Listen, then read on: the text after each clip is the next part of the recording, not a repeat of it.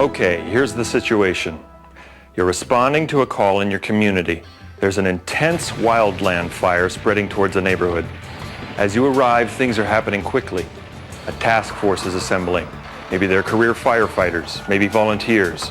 Everyone huddles, ready for action. All they need to get going is a safe strategy and access to water. We're going to put up a portable pump there for a fill station, and this is going to be your only other fill station. You've got a good water plan in place. It worked well a month ago when you put out a house fire, and the month before that with a small brush fire. But this time, things are different. You've never faced a wildland fire like this before, not even close. Firebrands will soon be dropping, spot fires appearing. You'll be dealing with multiple exposures and a lot more fire than your water resources can put out. So, what do you do now? Good question. It's just the wrong time to ask it. No doubt your fire department has an area water plan. You may not have fire hydrants like in the city, but you do have a few engines and a water tender. If a home or a business catches on fire, you know where to get your water, how to transport it, and how to use it to extinguish the fire. For example, let's say that this is your town. If you have a stationary burning structure over here, you'd transport your water from, say, here. But what happens when you have an intense wildland incident like this one? Instead of a single burning structure, you've got a rapidly moving line of fire. And before long, as spot fires appear, you'll also have multiple ignitions to deal with. Your point-to-point water strategy suddenly goes out the window. Rather than saving one structure, you're trying to protect a whole neighborhood of structures.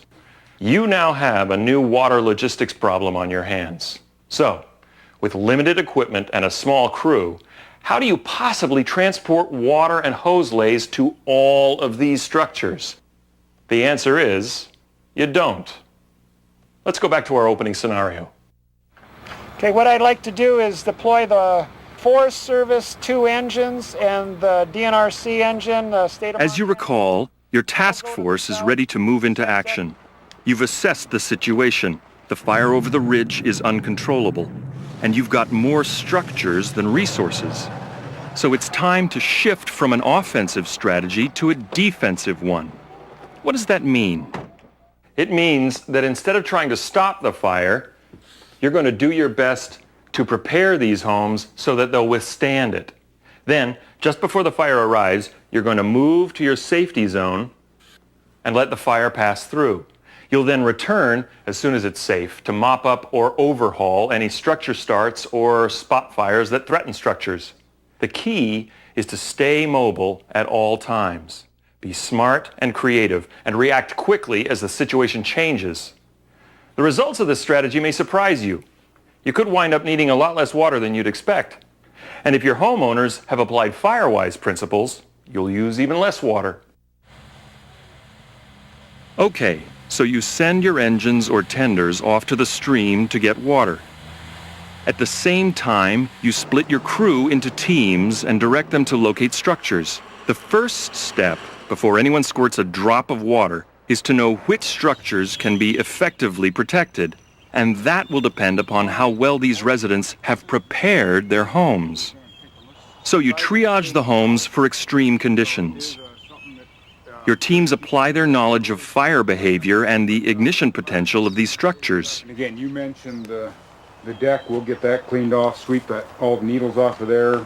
Then you'll determine the level of protection that each one will need and balance the needs of the entire neighborhood against the resources available to you.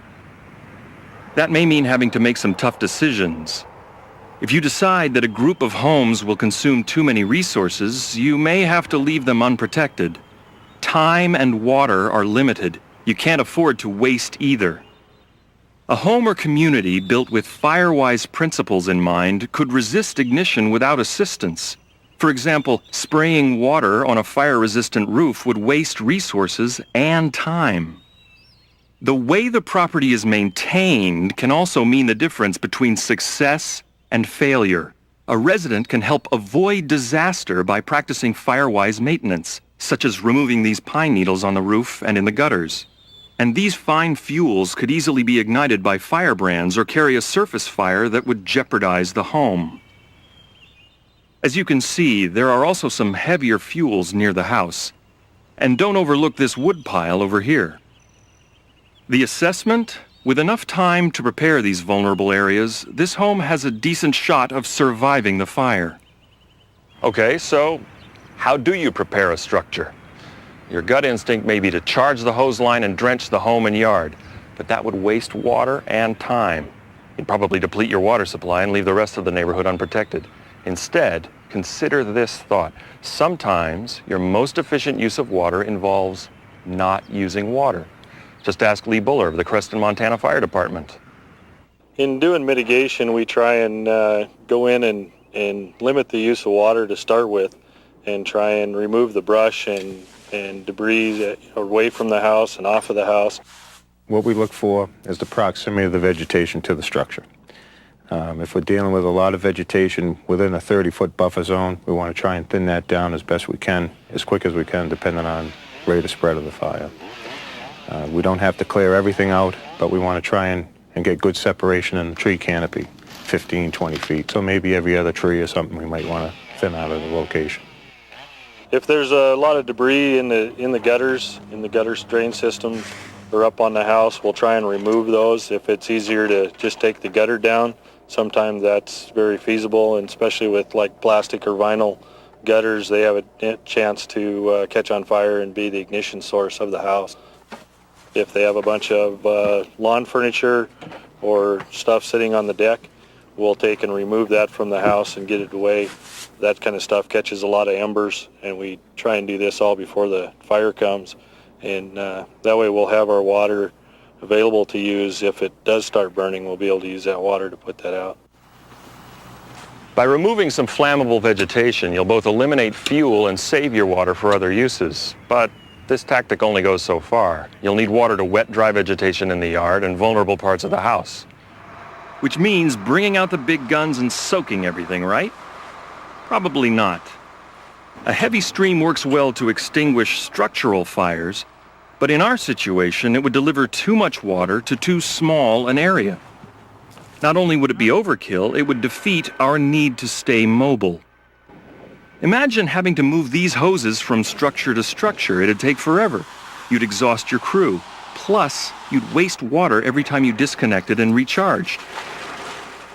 Instead, you want to use a smaller hose, something like this, the homeowner's garden hose, with its ready-made supply of water. If they've got a garden hose or a spigot outside, we'll try and use that water to wash off the deck or the roof of the pine needles, and try and just use their water instead of using the water that's in the truck. I can put that garden hose into my booster tank to recover what water I'm using, so I'll still have as close to a full tank supply in my engine. And as the fire approaches, that's when I start using my water very sparingly. As I get ignition, I try and get extinguishment. If it keeps you from having to go to the dump tank one time and you're able to stay there, it just helps you prolong your time before you have to leave that house to go get more water or have more people bring you water. And every little bit helps, so anytime you can save water, you try and look for that. Remember, we're thinking on our feet and staying mobile. A small hose with a spray nozzle works well on these fine fuels. You'll wet down a larger area faster than you would with a straight stream while consuming less water. You don't need to drench the entire yard or any green moist areas. Rather, you want to raise the moisture level of the dry fine fuels next to the home. Now, when it comes to dealing with heavy fuels, you'll have to alter your tactics a little. Structures, trees, and fences will all require more water than light fuels, and thus will take longer to moisten. If the fire approach is imminent, wet the side of the structure that will take the radiant heat exposure, and then spray any vulnerable places such as the flammable inside corners and under decks. Some fire departments are adding a new piece of equipment for heavy fuel exposures, portable sprinklers. The nice thing about sprinklers is you don't have to be there when the fire comes through. You're able to back off and leave that sprinkler in there. You're still applying the water as long as water sources available. You're able to set up a bunch of sprinklers, treat a lot more area at the same amount of time, continuously treating the areas, whereas one person bumping from nozzle to nozzle is going to take a lot longer to treat that same area. And sprinklers don't always get into vulnerable nooks and crannies, so you'll need a hose to finish the job. Homeowners can play a role here too, by using their own sprinklers to raise the moisture level in the area, long before the fire arrives.